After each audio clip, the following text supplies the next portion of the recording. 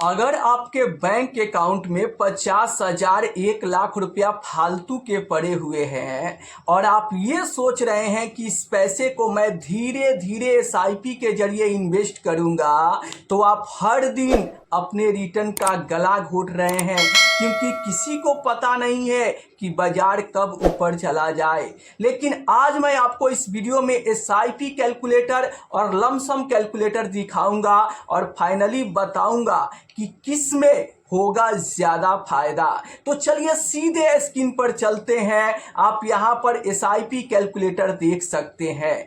आज से 3 साल पहले अगर आप बंधन स्मॉल कैप फंड में 10,000 की एसआईपी शुरू कर दिए होते तो 3 साल में आपका टोटल इन्वेस्टमेंट यहां पर 3,60,000 रुपए का होता और आज जो फंड तैयार हुआ होता वो 4,61,000 का फंड तैयार हो गया होता।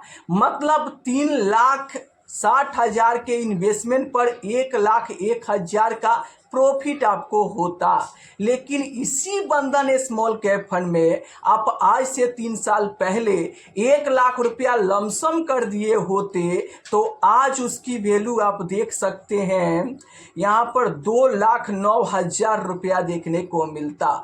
मतलब 1 लाख के लमसम इन्वेस्टमेंट पर 1,09,000 का तगड़ा प्रॉफिट। इससे आपको क्या समझ आ रहा है? आपको ये समझना चाहिए कि 3 साल में एसआईपी वाले पैसा आपका डबल नहीं हुआ, लेकिन 3 साल पहले 1 लाख रुपया किया गया लमसम आपका डबल हो गया है। तो चलिए 5 साल में देखते हैं कि क्या एसआईपी का अमाउंट आपका डबल हो सकता है। स्क्रीन पर आप देख सकते हैं। अगर आप बंधन स्मॉल कैप फंड में आज से 5 साल पहले 10,000 की एसआईपी शुरू किए होते तो आज आप देख सकते हैं यहाँ पे 6 लाख रुपए का आपका इन्वेस्टमेंट होता और जो आज फंड तैयार हो गया होता वो 10,52,000 रुपए का फंड तैयार हो गया होता। तो आप देख सकते हो कि 6 लाख के इन्वेस्टमेंट पर 4,52,000 का यहाँ पर प्रॉफिट देखने को मिल रहा है। मतलब 5 साल में भी एसआईपी के जरिए आपका पैसा डबल नहीं हुआ। लेकिन यही सी बंधन स्मॉल कैप फंड में अगर आप 5 साल पहले 1 लाख रुपया लमसम इन्वेस्टमेंट कर दिए होते तो आज उसकी वैल्यू 2,56,000 रुपया हो गया होता। मतलब 1 लाख के लमसम इन्वेस्टमेंट पर यहाँ पर 1,56,000 का तगड़ा प्रॉफिट देखने को मिल रहा है। पैसा लगभग 2.5 गुना बन गया। तो इस एसआईपी कैलकुलेटर से आपको क्लियर पता चलता है कि एसआईपी से ज़्यादा पैसा लमसम इन्वेस्टमेंट पर बन रहा है।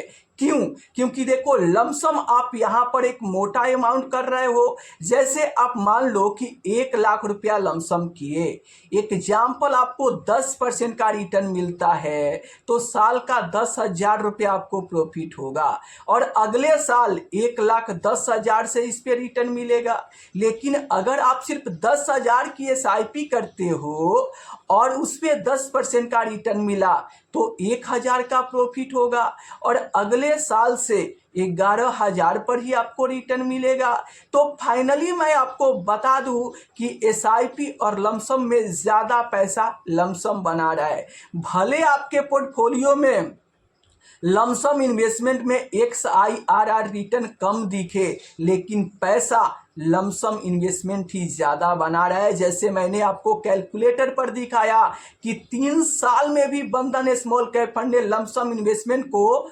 डबल कर दिया है, लेकिन एसआईपी 5 साल में भी आपके पैसे को डबल नहीं कर पाया है। तो फाइनली आप नीचे कमेंट बॉक्स में बताइए कि अगर आपके बैंक अकाउंट में 50,000 1 लाख रुपया फालतू के पड़े हैं तो उस पैसे को आप धीरे धीरे एसआईपी के जरिए इन्वेस्ट करोगे या फिर लमसम इन्वेस्ट कर दोगे? क्या करोगे आप नीचे फटाफट कमेंट बॉक्स में बताइए।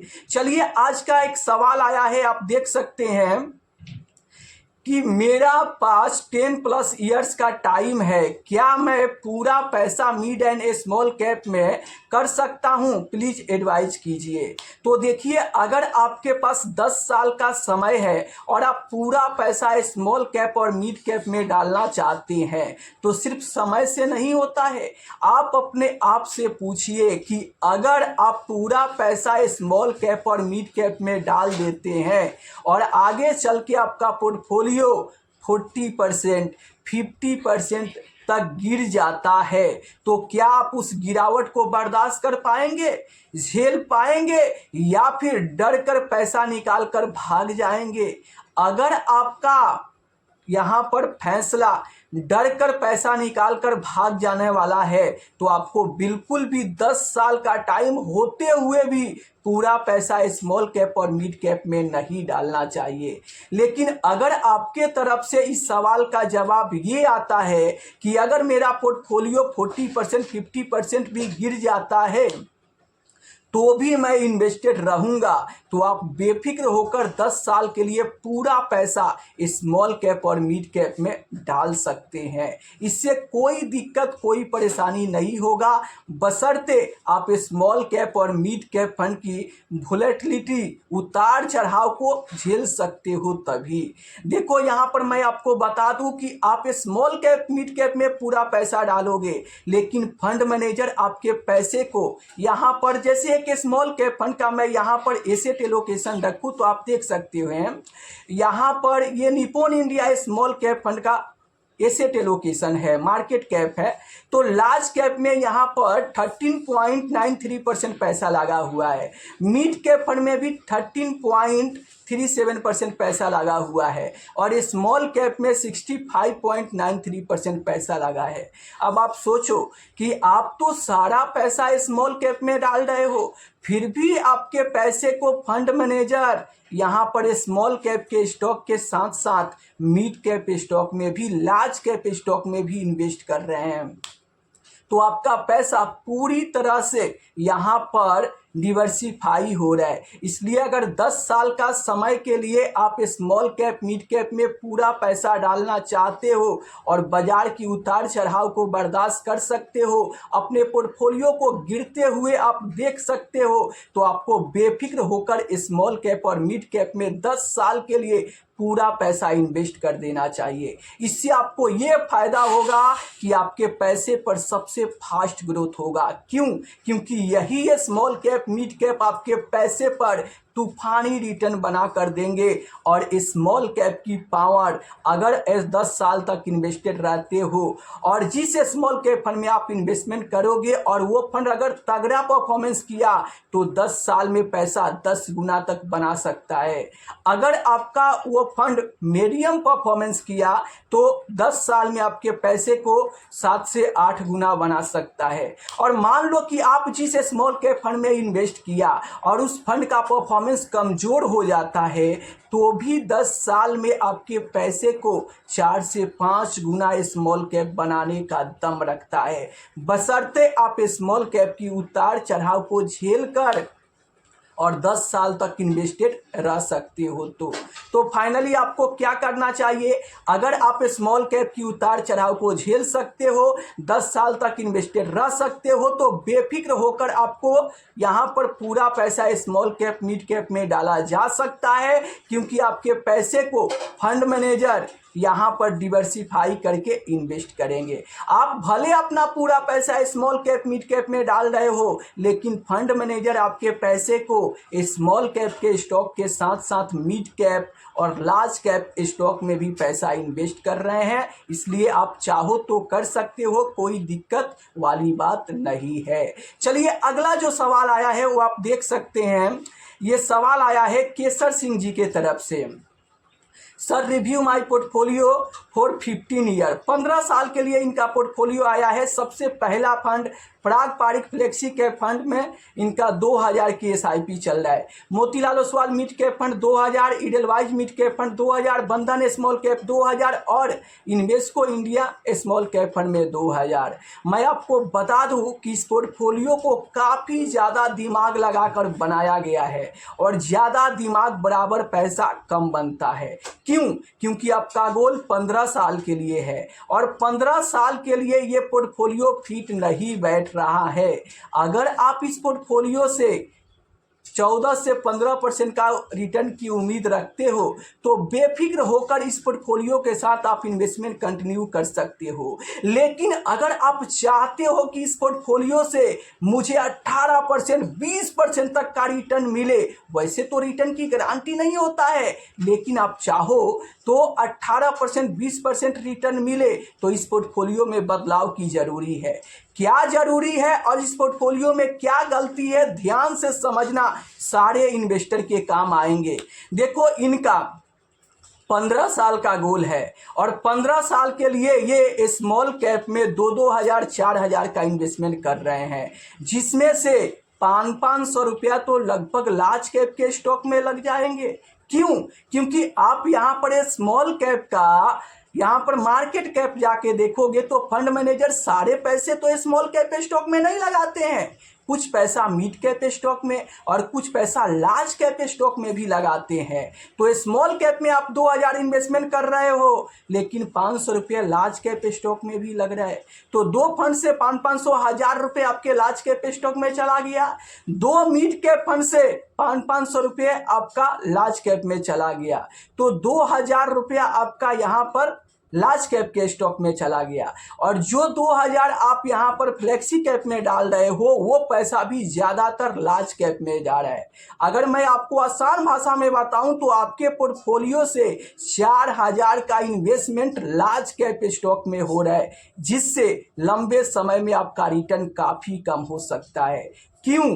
क्योंकि आप अगर यहाँ पर कैटेगरी एवरेज रिटर्न देखोगे तो लार्ज कैप का 11 से 12% का रिटर्न मिला है। जी हाँ, एवरेज रिटर्न आप लार्ज कैप फंड का देखोगे तो 11 से 12% का है और 4 हज़ार रुपया आपका लार्ज कैप में जा रहा है, 3 हज़ार मिड कैप में जा रहा है और 3 हज़ार स्मॉल कैप में जा रहा है। ये मार्केट कैप एलोकेशन के जरिए आप भले 2-2 हज़ार 4 हज़ार स्मॉल कैप में डाल रहे हो, लेकिन आपका 3 हज़ार ही स्मॉल कैप में जा रहा है। तो अगर आप चाहते हो इस पोर्टफोलियो से आपको 18%, 20% तक का रिटर्न मिले तो आपको क्या करना चाहिए? आपको 15 साल के लिए फ्लेक्सी कैप फंड पोर्टफोलियो में नहीं रखना चाहिए। फ्लेक्सी कैप फंड में SIP आप बंद करके और उस 2 हज़ार रुपये को 1 हज़ार बंधन में और 1 हज़ार जो आपके पोर्टफोलियो में Invesco India small cap fund है, इन दोनों स्मॉल कैप फंड में 1-1 हज़ार इंक्रीज कर दो। तो इससे आपका क्या होगा? स्मॉल कैप में 6 हज़ार का SIP और 2 मिड कैप में 4 हज़ार का SIP, पूरे 10 हज़ार का आपका SIP हो जाएगा। और इस तरीके से अगर आप इन्वेस्टमेंट करते हो, पूरा पैसा 15 साल के लिए आप स्मॉल कैप मिड कैप में डालते हो तो आपके पोर्टफोलियो से तगड़ा रिटर्न मिलेगा। जी हाँ, उस पोर्टफोलियो से आप यहाँ पर 17%, 18% तक का रिटर्न की उम्मीद कर सकते हो। वैसे रिटर्न की कोई गारंटी नहीं होता है क्योंकि म्यूचुअल फंड जोखिम के अधीन है, लेकिन मैं आपको बता दूं कि अगर आपको 15 साल तक इन्वेस्टेड करना है तो आप 10 साल का कैटेगरी एवरेज रिटर्न का डेटा उठाकर देखो। आप एवरेज रिटर्न देखोगे तो 10 साल में सबसे ज़्यादा रिटर्न बनाकर स्मॉल कैप दिया है और स्मॉल कैप से कम रिटर्न मिड कैप दिया है और मिड कैप से कम रिटर्न मल्टी कैप दिया है, मल्टी कैप से कम रिटर्न फ्लेक्सी कैप दिया है और फ्लेक्सी कैप से कम रिटर्न लार्ज कैप में मिलता है। तो अगर आप यहाँ पर टॉप कैटेगरी चुन लोगे स्मॉल कैप मिड कैप और 10 साल तक इन्वेस्टेड रहते हो और आपका फंड अगर तगड़ा परफॉर्मेंस ना भी करे तो भी 10 साल में आपका पैसा 6 से 7 गुना तक हो सकता है। इसलिए आप चाहो तगड़ा रिटर्न की उम्मीद रखते हो तो पोर्टफोलियो में बदलाव करो।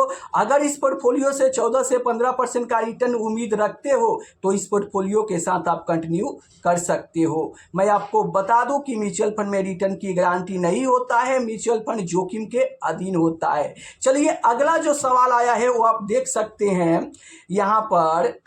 जय हरियाणवी जी के तरफ से आया है। इनका सवाल है कि एक्सपेंस रेशियो रोज कैलकुलेट होता है क्या? तो मैं आपको बता दूं कि म्यूचुअल फंड कंपनी एएमसी जो है अपने सालाना एक्सपेंस रेशियो को साल के 365 दिनों से में बांट देती है। इसे हर दिन फंड की वैल्यू से थोड़ा थोड़ा घटाया जाता है। आपको जो एनएवी दिखाई देता है वह एक्सपेंस रेशियो कटने की बाद की वैल्यू होता है। तो एएमसी यहाँ पर सालाना अपने एक्सपेंस रेशियो को 365 दिनों से में बांट कर और रोज अपना एक्सपेंस रेशियो काट कर और वो एनएवी अलॉट करता है। तो आशा करता हूँ कि क्लियर हो गया होगा। इनका दूसरा जो सवाल है कि अलग अलग म्यूचुअल फंड लेने पर एक्सपेंस रेशियो ज़्यादा हो जाता है क्या? कई फंड का तो इसमें नुकसान होगा क्या? देखिए, जैसे बंधन स्मॉल कैप आपने लिया तो एक्सपेंस रेशियो कम है, Nippon India small cap fund आपने लिया तो एक्सपेंस रेशियो ज़्यादा है। तो मान लो कि आप यहाँ पर बंधन का चुनाव कर लिए और आगे चल के बंधन स्मॉल कैप फंड का भी एक्सपेंस रेशियो बढ़ जाता है, तो फिर आप क्या करोगे? कुछ नहीं कर सकते हो। इसलिए अगर यहाँ पर फंड मैनेजर अपना एक्सपेंस रेशियो ले रहे हैं तो आपको इसमें दिमाग लगाने की ज़रूरत नहीं है, क्योंकि फंड मैनेजर को भी तो खर्चा चाहिए और ये सेबी के रूल रेगुलेशन के नियम के हिसाब से ही एक्सपेंस रेशियो लगता है। तो आप फंड सिलेक्शन करते समय ज़रूर कम एक्सपेंस रेशियो वाले फंड का चुनाव कर सकते हैं, लेकिन धीरे धीरे आगे चल के उसका एक्सपेंस रेशियो बढ़ सकता है। इसलिए आपको यहाँ पर एक्सपेंस रेशियो को लेकर इतना ज़्यादा चिंता नहीं करनी चाहिए। चलिए अगला सवाल की बात करूँ तो इनका सवाल आया है स्टॉक ले या म्यूचुअल फंड। तो देखो, आपको समझनी चाहिए, अगर आपके पास मार्केट रिसर्च करने का समय नहीं है और आप रिस्क को कम रखना चाहते हैं तो म्यूचुअल फंड बेस्ट है, क्योंकि फंड मैनेजर आपके पैसे को संभालते हैं। वहीं पर स्टॉक की बात करूं तो अगर आप कंपनियों की बैलेंस शीट पढ़ सकते हैं, रोज मार्केट ट्रैक कर सकते हैं और ज़्यादा रिस्क लेने की हिम्मत रखते हैं तो डायरेक्ट स्टॉक में जा सकते हैं।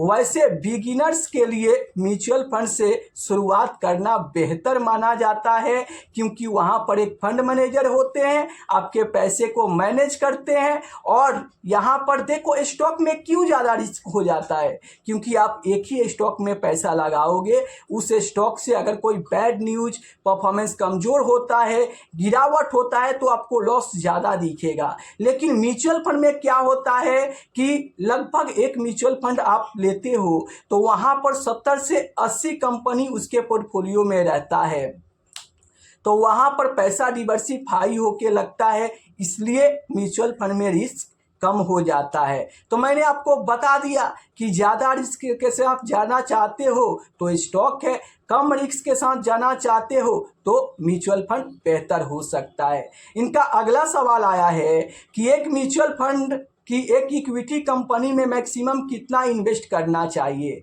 तो देखिए, सेबी के कड़े नियमों के अनुसार कोई भी एक्टिव म्यूचुअल फंड स्कीम किसी एक कंपनी के शेयर में अपने कुल यूएम का 10% से ज़्यादा निवेश नहीं कर सकती है। देखो, यहाँ पर किसी सेक्टोरल फंड, किसी इंडेक्स फंड को छोड़कर, इसीलिए म्यूचुअल फंड में आपका पैसा अपने आप सुरक्षित तरीके से डिवर्सिफाई होता है। इनका अगला भी सवाल आया है, आप देख सकते हैं कि कितनी इन्वेस्टमेंट में डिवर्सिफाई करना चाहिए पोर्टफोलियो। तो चाहे आप 500 रुपये इन्वेस्ट कर रहे हो या फिर 5000, जब आप म्यूचुअल फंड लेते हो तो आपका पैसा 80 से 100 कंपनियों में निवेश हो जाता है, जिससे आपका पैसा डिवर्सिफाई हो जाता है। तो अगर आप एक म्यूचुअल फंड इन्वेस्टर हो तो आपको चिंता करने की ज़रूरत नहीं है, बशर्ते आपको इन्वेस्टमेंट कंटिन्यू करना चाहिए गोल बेस।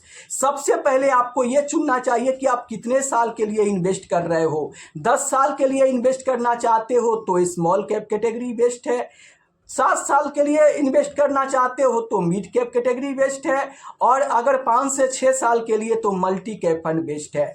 और अगर आप बेस्ट कैटेगरी चुनकर इन्वेस्ट करते हो, फंड चाहे कोई भी हो, अगर तगड़ा परफॉर्मेंस करे तो तगड़ा रिटर्न मिलेगा, मीडियम परफॉर्मेंस करे तो भी अच्छा रिटर्न मिल सकता है, और अगर आपने कैटेगरी सही चुना है तो कमज़ोर परफॉर्मेंस करने के बाद भी आपको बेहतर रिटर्न मिल सकता है। क्यों? क्योंकि आप कैटेगरी एवरेज रिटर्न देखोगे। जी हाँ, सारे कैटेगरी का जब आप एवरेज रिटर्न देखोगे तो 10 साल में सबसे ज़्यादा पैसा बनाकर स्मॉल कैप ने ही दिया है, दूसरे नंबर पर मिड कैप दिया है, तीसरे नंबर पर मल्टी कैप दिया है। तो अगर आप बेस्ट फंड के पीछे ना भागकर बेस्ट कैटेगरी चुन लेते हो, फंड चाहे कोई भी हो, तो वो कैटेगरी एवरेज के आसपास आप रिटर्न की उम्मीद कर सकते हो, और लंबे समय में आपको उतना रिटर्न मिल सकता है। मैं आपको फिर से बता दूं कि म्यूचुअल फंड में रिटर्न की कोई गारंटी नहीं होता है, इसलिए जब भी आप इन्वेस्टमेंट करें तो रिसर्च करके अपने एडवाइजर से सलाह लेकर ही आपको इन्वेस्ट करना चाहिए।